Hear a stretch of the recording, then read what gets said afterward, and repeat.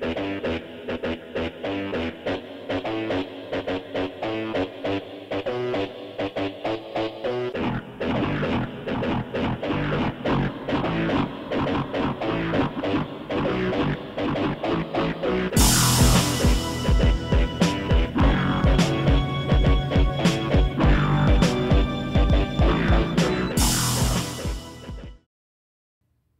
everybody doing?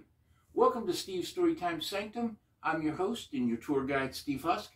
And today I'm also going to be playing the part of instructor, literary coach, YouTube influencer. No, hell no. I'm just going to stick with the tour guide part.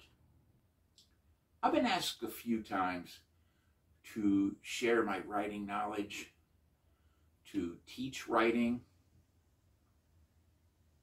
and I have my reason for saying no. Let me quote to you from the Bible, James chapter 3, verse 1. Not many of you should become teachers, serving in an official teaching capacity, my brothers and sisters. For you know that we, who are teachers, will be judged by a higher standard because we have assumed greater accountability and more condemnation if we teach incorrectly. That was taken from the Amplified Bible. I have absolutely no idea what that is. I was brought up on the King James Version. But this Amplified version spells out perfectly my thoughts on the topic. I have no intention of teaching anybody how to write, at least not yet. I don't consider myself that high up in the art form. Matter of fact, I still consider myself a student.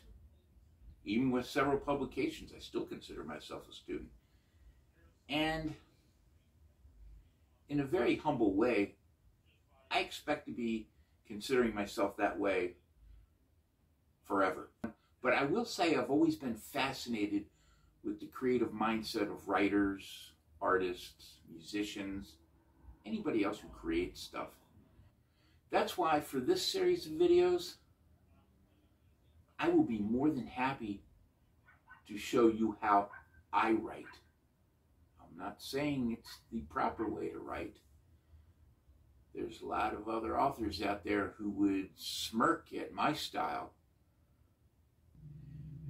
And I'm hoping you'll find out through this series of videos why I'm showing you what I'm showing you. It would be nice if everyone out there could write at least a high school level. But I've been in too many workforces and too many offices where that never happened. But if you're looking to write creatively, let's go through this checklist of what I would consider is kind of mandatory.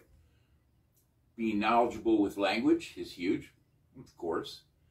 Being creative with thought is huge, makes sense.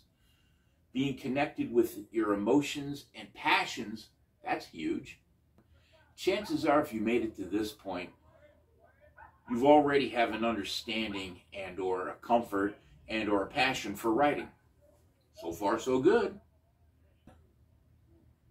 If you take this journey, don't be too proud or too egotristical to try to learn from other people, a mentor, a writing class, maybe even if you can pick the brain of an actual published author in some sort of a seminar or class. That's valuable. As far as I can remember, I caught the writing bug at about the same time I caught the music bug, so I did a little bit of research on both. I caught an interview by the late, great Keith Emerson. You may have heard his keyboard playing from bands like, Emerson, Lake and Palmer. And he was a hero and or a god-type keyboardist for a lot of us. Something he said about learning to play music, I realized I could attribute to learning how to write. It's not his exact quote, but basically what he said was, try as many instructors as you can. Collect as much knowledge from as many instructors as you can. And over the years, that's kind of what I did.